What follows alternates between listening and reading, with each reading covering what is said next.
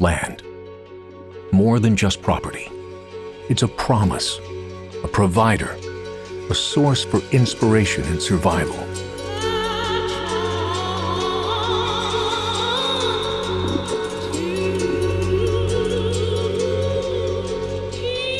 The lifeblood of our present, our past, and our future. And to the indigenous peoples across this country, they understood the importance of the land they occupied. Mutual reverence for land was passed down across generations by their ancestors and remains a sacred part of their culture to this day. But native lands were complicated. What was once sacred land, held in trust for the tribes, is now held in private hands. Lands reserved for tribes were lost through allotment or lie broken and fractured. In 1996, a class action case was brought forth to address significant claims relating to native lands and accounting for monies generated by those lands. And in 2009, the United States government reached a historic settlement that included a $1.9 billion fund for land consolidation. It was then that the Land Buyback Program for tribal nations was established to carry out land consolidation. By working together through the Land Buyback Program, we can consolidate historical native lands and strengthen tribal sovereignty across Indian country. We know this is not the only step needed to address historical wrongs, but it's a good start.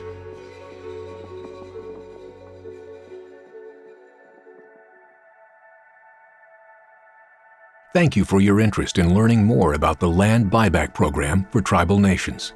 This is a time-sensitive, unique opportunity for owners of fractional land interests to receive fair market value for their land and to strengthen tribal sovereignty across Indian country.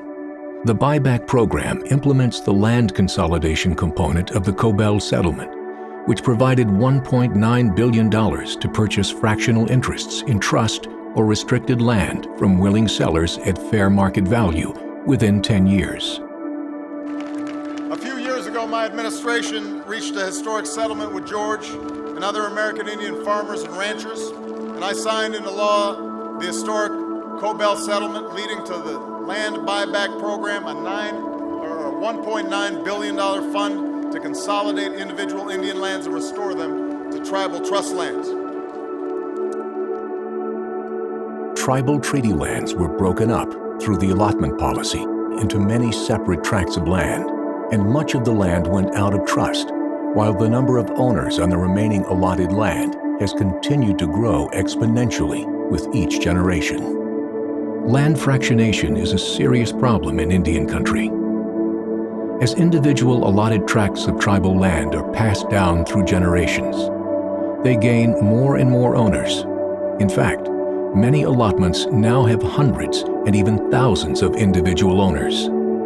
Because it is difficult to gain landowner consensus for how to use the land, allotments often lie idle and can't be used for any beneficial purpose. This program, created in partnership with the Cobell plaintiffs, works to remedy this issue caused by years of now repudiated federal policies. It will help stop the loss of Indian lands by transferring those interests to the tribe, forever preventing further fractionation. The Buyback Program works in partnership with tribes to ensure that eligible landowners are aware of their opportunity to sell their fractionated lands. Those who choose to sell receive fair market value for their land interests, plus $75 per offer packet to compensate sellers for their time and effort. Fair market value determinations for the program are performed by a licensed appraiser. The land is appraised on a tract-by-tract basis, as though the land were owned in fee by one owner. Sale proceeds are deposited directly into a landowner's individual Indian money, or IIM account. Upon sale, the fractionated land interests are immediately transferred in trust directly to the tribe that has jurisdiction, preventing further fractionation. The tribe can then use this land to benefit its community, for example, to build homes, community centers or businesses, or for cultural or environmental preservation. This program is voluntary. We're just trying to find a way to better manage our resources. And by managing our resources, we can use that as a tool for economy and job building. So it plays an intricate part of our economy. The benefits from the land buyback program are that the lands will, the highly fractionated lands, where a lot of people couldn't do much with the land now, the tribe can turn around and make a profit for tribal members and to contribute to the economic well-being of the tribe. Land that's sold to us, where the lease revenue is being used for land purchase and economic development to further the economic well-being of the tribe and to secure the tribal land base. We lost our land because of the treaties and the way everything was set up. Now the federal government's helping us get it back. Our land became fractionated. The land has become useless to us individuals and to the tribe. And I believe our people have the opportunity now to turn this land back to the tribe where we can best utilize it for their children and their children also. We have to look not 5 years down the road, we have to look 30 years down the road. With this land, we'll be able to utilize to build up our infrastructure for homes, industrial parks, everything. As the president, I need to look out what's best for those landowners' children and their children, because they're going to need a place to live. We're going to need a place to grow food to feed your children, your grandchildren. And I think we have to go back to the way it was. We own the land, all of it. As the Buyback program works with tribes to address the issue of fractionation, there are several factors that guide its implementation. It is a priority for the program that landowners receive adequate information in order to make informed decisions. This occurs well before a landowner considers his or her purchase offer, which is only valid for 45 days. Making an informed decision can include understanding your land by reviewing the individual trust interests, or ITI report, that includes a description of the land location, ownership type, and other tract information, reviewing all your options.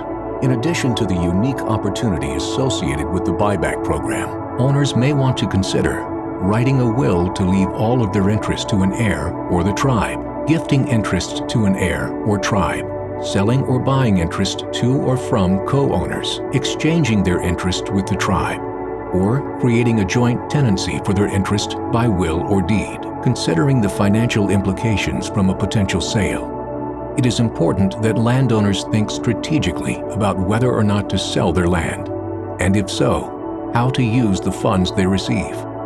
By tailoring the program to the tribal goals and priorities at each location, we are upholding and respecting tribal sovereignty and self-determination. The Buyback program has been helpful to my family. My wife sold off some of her land, and it was nice that it was really a quick, simple procedure. It wasn't nothing long and drawn out and taking forever. It was just, here, fill out this paperwork and you'll have your check in a couple days. But it has been helpful to my family. So we appreciate that. You should not wait to learn more about the Land Buyback program. Landowners can contact the Trust Beneficiary Call Center or visit a local office of the Special Trustee for American Indians to update contact information, ask questions about land, or request assistance with purchase offers, and learn about alternatives to sale and financial planning resources. The tribe may have already assembled a team focused on landowner outreach. The call center will be able to help identify those resources if they are available. If you are interested, you can register as a willing seller with the call center. This in no way commits you to sell your land, nor does it guarantee that you will receive an offer. It is simply the best way to ensure that the program is aware of your interest. More information is available at the program's website. Thank you for your time and interest in the Land Buyback program. Only by working together will we achieve success for generations to come.